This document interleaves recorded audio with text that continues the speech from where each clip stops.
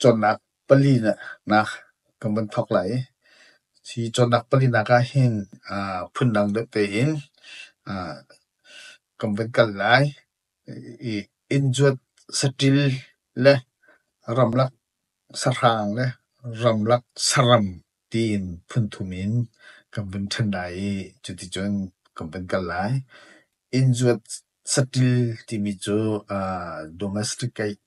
animals timi kisi R R chicken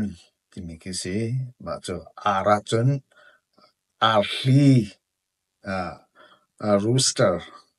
tia antimi kisi chon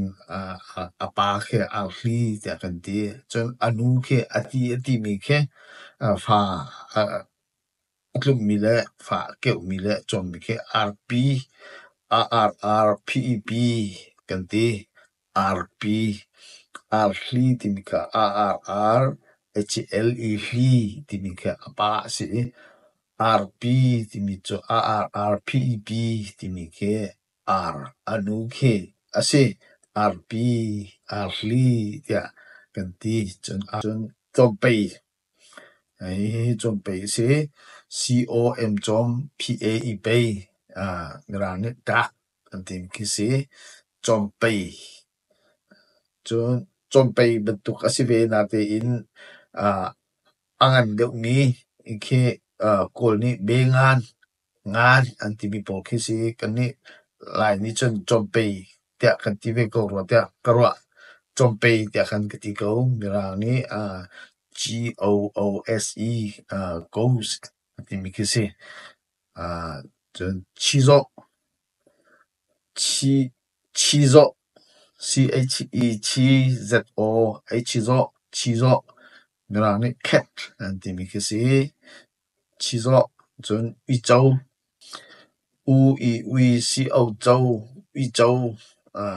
dog timi kisi izhou dog timi kisi chon CO ati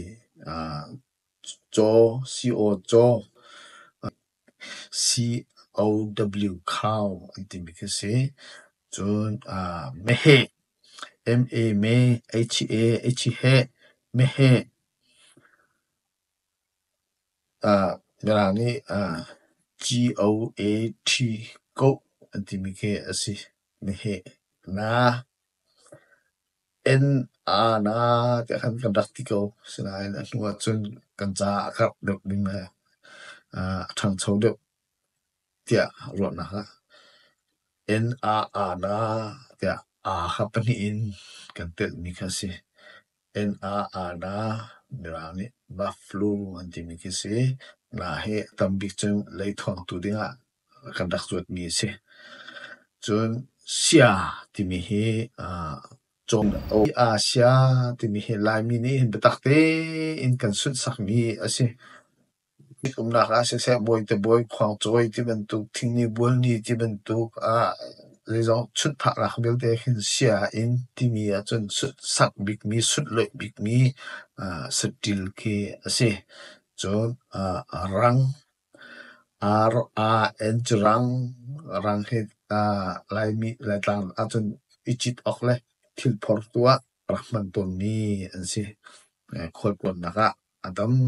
biga rang ichit pun khol ton le thil phor naka mutka te kal kholong ka chon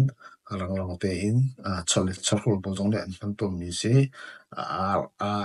rang tu zong he ti u tu te u hi pani in kan pan tu hi tu hul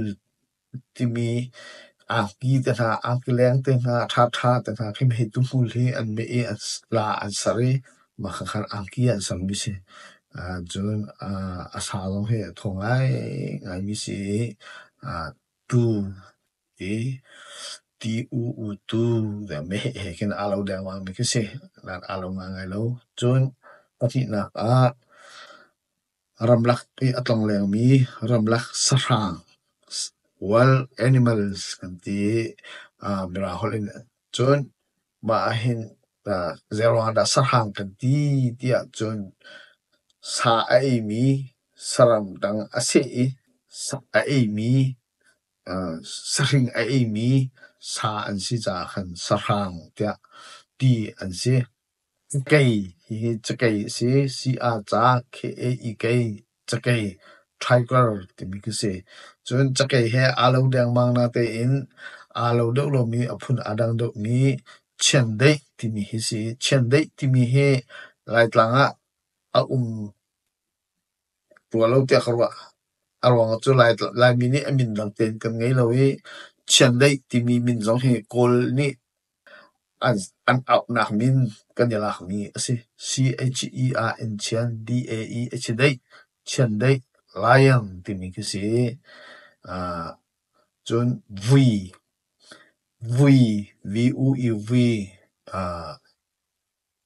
ni elephant an ti mi ki si chun vom vom vom vom bear beer jen ni an ti mi ki si vom chun Kuareng ti mi zong hi lai tlanga bel ro lo te kharwa lai tlanga chun ti thong ka thei bel lo chun ti sartlam zong hi lai tlanga bel ro lo te kharwa ani chu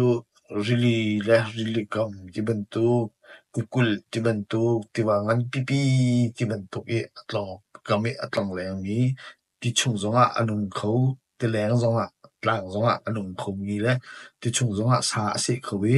tlang zonga sa se khau mi sa hang ngai mi ti nung ngai mi se athong ngai mi zonga se ti sartlam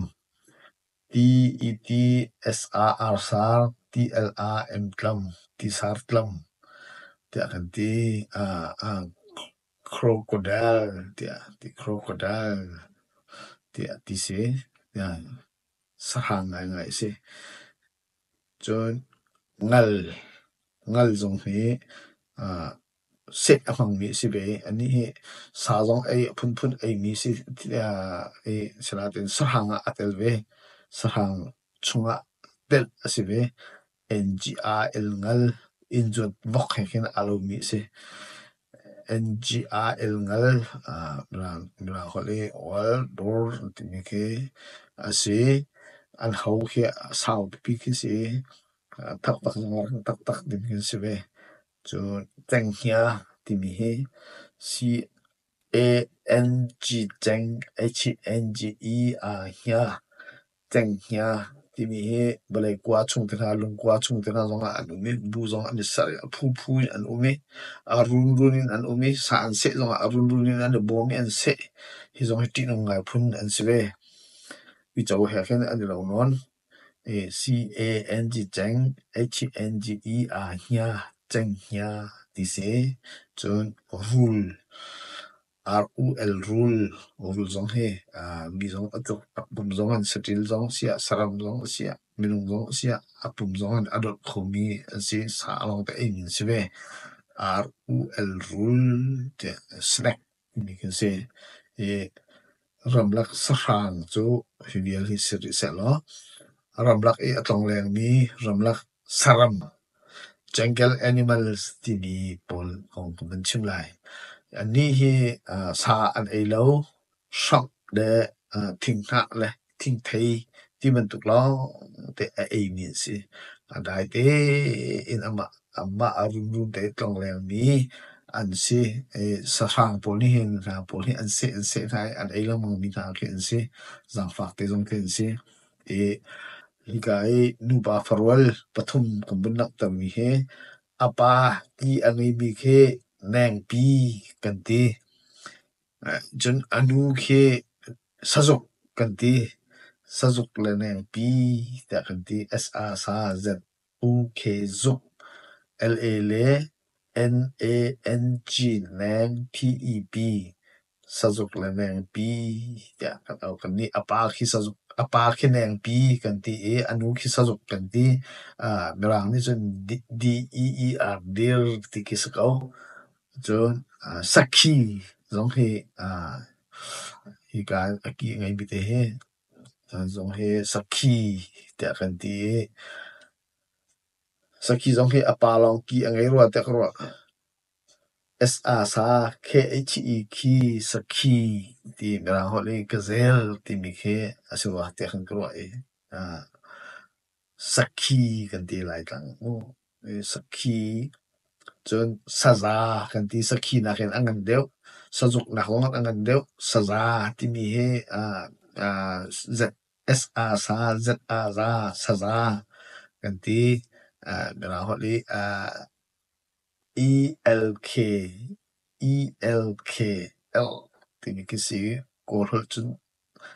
sat kan ti sathar ti mi he sathar he sabe mehe mehe he amyo akhat mi bentuk polki si ani hi lumpang sang pipi le tlan sang pipi kana khwa sa mi le atlong aleng mi si sathar kan ti aki zong sia aru zong sia athau zong sia azai zong te sa si aya sia atha ti mi se amin thanga ngai mi se asana khen aru le aki le attack le athi le ti bentu ake tan hatian ken malit na nga pandi mi se har zong har na ngai mi se sathar sa thar thar sathar ti ngai mountain goat ti khan out ti khan ko chon zong zong zong monkey ti mi se chon zong na khan angan de mi anak mi ngao ti mi umi chimpanzee ti khan ke ti ko ngr u ngao ti ngr u ngao ngao zong he khat zong ve khat ti mi cho ma pakhat long tlong leng ki si a phewi run ni lo ni a phewi ma long tlong ki zong khat ngao khat ngal khat kan ti ha ani zong he chu ban tu mi chun si ve atam de cho run in an ve chun rang tiel ti mi zong he lai rama lai tlanga ti thong ka thek bel mi asi ve lo rang tiel aron kan zuat mi rang hai khen zai zong bial te ani lo di ani hi ti te an tiel na an color lo ki se an mi ti lo ki adan na ki se rang tiel ti rang zebra ti ki se tu ran zo hi bial si se lo ma zo le ya adang tom ben pe tham te lai ma zo le chu cha le te sulam te zong cha tiel ning te zong kha tom ben thlen no ta tham te lai hi bial si se za te chunga lung lok na tam pi ka ngai hi te hi chambao na khong tam pi om ko lai kam pak mi te zong om ko lai simen se lo